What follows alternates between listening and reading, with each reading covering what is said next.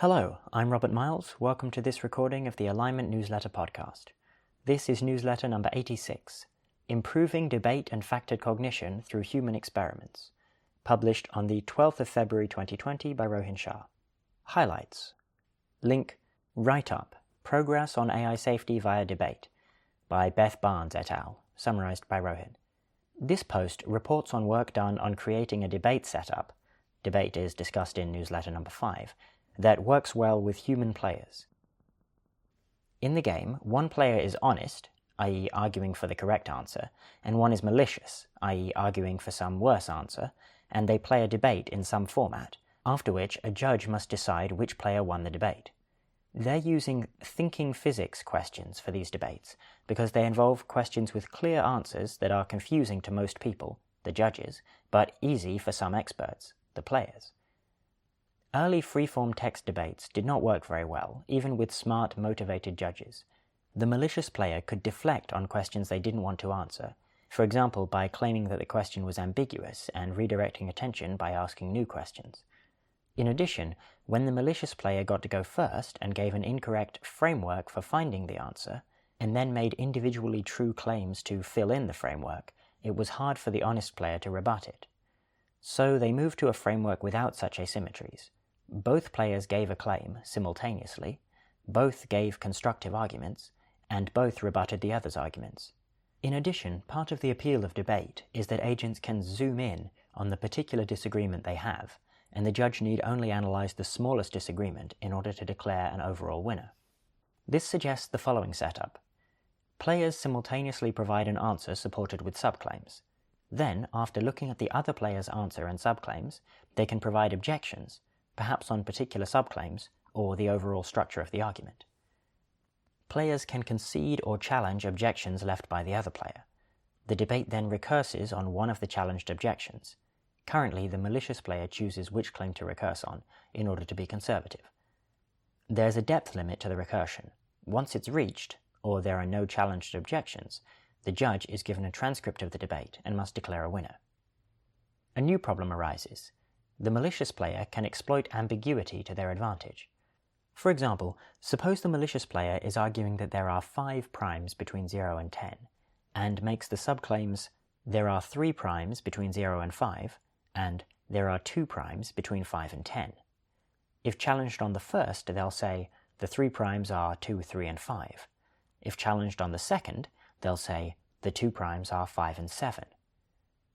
While in this simple case the honest player could register a top-level objection claiming that the word between is ambiguous and ask for clarification, in general it would be too hard to eliminate all ambiguity. To mitigate this, the team added a method of cross-examination, in which each player is allowed to ask an earlier version of the other agent a question and quote its answer as part of the debate script. The post talks about how this can be approximated with humans, but I won't go into the details. In the complexity theory analogy, this boosts debate from p-space to NEXP. Intuitively, cross-examination allows players to force each other to pre-commit to specific claims and arguments, because if they don't stay consistent in their claims and arguments, then their opponent can demonstrate the inconsistency. Now, if the malicious player tries to make an argument that depends on interpreting an ambiguous concept in 2 different ways, then the honest player can cross-examine and ask which of the 2 interpretations they mean. If they're inconsistent, that can be demonstrated to the judge. If they consistently answer one way, then the honest player can challenge the part of the argument that depends on the other interpretation. They then identify several open concerns with debate, of which they highlight the long computation problem. This is a problem when you no longer assume that the debaters have optimal play. In this case, the malicious player could create a complicated argument that neither debater understands well, that supports the malicious case but that the honest player doesn't know how to refute. Rohin's opinion. I enjoyed this a lot. The problems found were crisp and the solutions had good arguments that they actually solved the identified problem.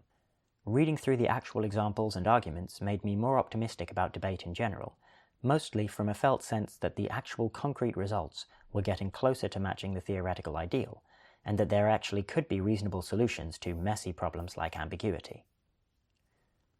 The full post has formal explanations and actual examples, which I highly recommend. Link, Evaluating Arguments One Step at a Time by Ort, summarized by Rohin. This blog post reports on the results of Ort's experiments with factored evaluation by humans on questions about movie reviews. Factored evaluation is discussed in number 62. There are 2 human players, one honest and one malicious. Half the time, the honest player chooses a true top-level claim and decomposes it into supporting subclaims up to some depth and provides supporting quotes for each claim and subclaim. The other half of the time, the malicious player does the same, except they choose a false top-level claim. In either case, the opposite player then chooses quotes that aim to refute the claims and subclaims. For each claim and subclaim, a new judge evaluates whether that claim is valid or invalid. If any claim is marked invalid, then the top-level claim is judged to be false, otherwise it's judged true. They found that depth 1 and depth 2 trees outperformed depth 0 trees, for which judgments were at about chance. However, they did not perform amazingly well. With post hoc hyperparameter tuning, depth 1 and 2 trees got accuracies of 65 and 69% respectively. False positives, accepting false claims, were primarily caused due to malicious claims that couldn't easily be rebutted with a limited budget, but could be rebutted with a larger budget, and individual steps being complex enough that the judge made mistakes. False negatives, rejecting true claims, tend to happen when players choose hard-to-argue true claims, especially ones in which no specific quote clearly supports the claim, even though the full paragraph supports the claim through its tone and style. There are several approaches that could theoretically solve these problems, such as increasing the size of claim trees and improving quality control for judgments, for example by aggregating multiple judgments together. Rohin's opinion. I wouldn't read too much into the low accuracies of the depth 2 trees. It seems quite plausible that this is specific to the movie review setting, and in settings with clearer answers you could do better. Like with the previous post, I found the actual examples quite illuminating. It's always interesting to see what happens when theory collides with the real world. Section Technical AI Alignment. Subsection Technical Agendas and Prioritization. Link Cooperation, Conflict, and Transformative Artificial Intelligence, a Research Agenda, by Jesse Clifton, summarized by Flo. This agenda, by the Effective Altruism Foundation, focuses on risks of astronomical suffering, S risks, posed by transformative AI, or TAI, and especially those related to conflicts between powerful AI agents. This is because there's a very clear path from extortion and executed threats against altruistic values to S risks. While especially important in the context of S risks, cooperation between AI systems is also relevant from a range of different viewpoints. The agenda covers 4 clusters of topics: strategy, credibility and bargaining, current AI frameworks, as well as decision theory. The extent of cooperation failures is likely influenced by how power is distributed after the transition to TAI. At first glance, it seems like widely distributed scenarios, such as CAIS, discussed in number 40, are more problematic, but related literature from international relations paints a more complicated picture. The agenda seeks a better understanding of how the distribution of power affects catastrophic risk, as well as potential levers to influence this distribution. Other topics in the strategy/governance cluster include the identification and analysis of realistic scenarios for misalignment, as well as case studies on cooperation failures in humans and how they can be affected by policy. TAI might enable unprecedented credibility, for example by being very transparent, which is crucial for both contracts and threats. The agenda aims at better models of the effects of credibility on cooperation failures. One approach to this is open source game theory, where agents can see other agents' source codes.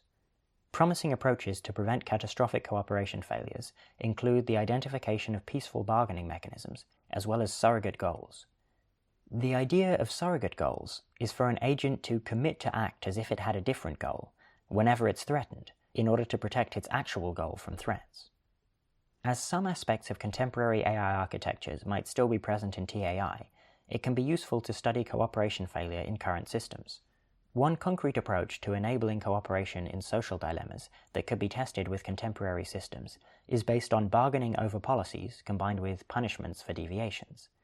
Relatedly, it's worth investigating whether or not multi-agent training leads to human-like bargaining by default.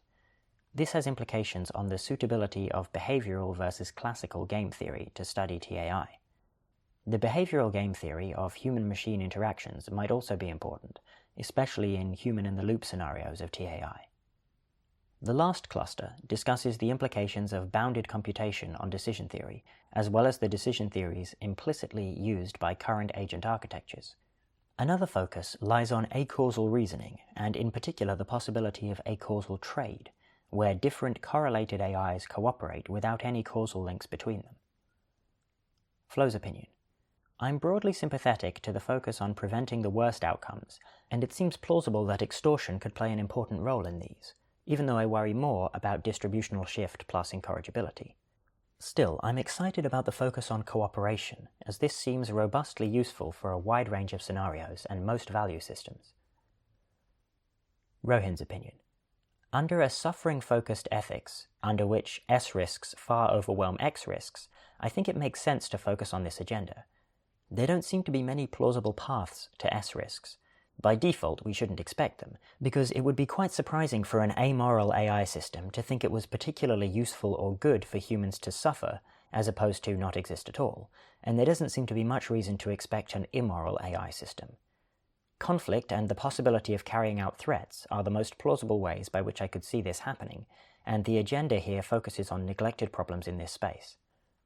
However, under other ethical systems, under which S risks are worse than X risks but do not completely dwarf X risks, I expect other technical safety research to be more impactful, because other approaches can more directly target the failure mode of an amoral AI system that doesn't care about you, which seems both more likely and more amenable to technical safety approaches, to me at least.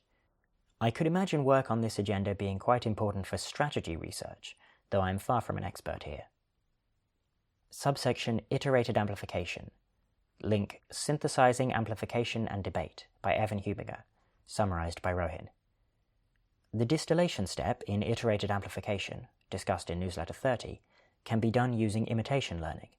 However, as argued in Against Mimicry, which is a link, if your model M is unable to do perfect imitation, there must be errors, and in this case the imitation objective doesn't necessarily incentivize a graceful failure, whereas a reward-based objective does. So we might want to add an auxiliary reward objective. This post proposes an algorithm in which the amplified model answers a question via a debate, the link discussed in Newsletter 5. The distilled model can then be trained by a combination of imitation of the amplified model and reinforcement learning on the reward of +1 for winning the debate and -1 for losing. Rohin's opinion.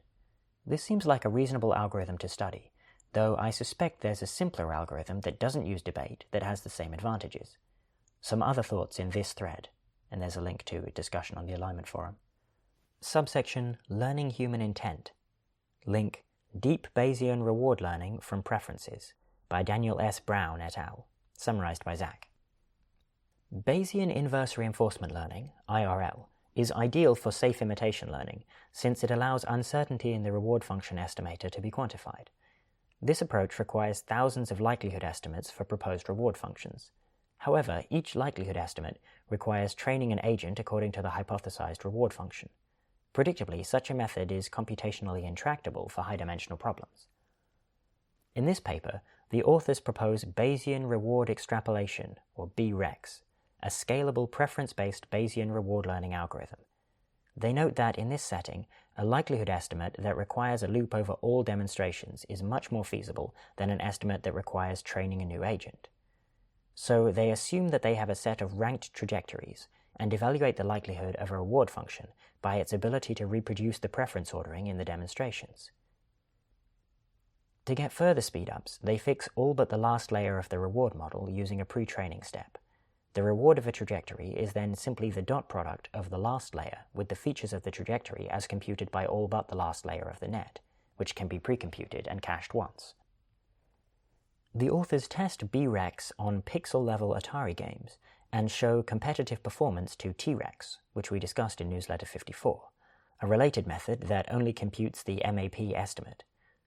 Furthermore, the authors can create confidence intervals for performance, since they can sample from the reward distribution. Zach's opinion. The idea of using preference orderings, Bradley-Terry, to speed up the posterior probability calculation was ingenious. While BREX isn't strictly better than T-Rex in terms of rewards achieved, the ability to construct confidence intervals for performance is a major benefit. My takeaway is that Bayesian IRL is getting more efficient and may have good potential as a practical approach to safe value learning. Subsection Preventing Bad Behavior. Link Attainable Utility has a Subagent Problem by Stuart Armstrong, summarized by Flo.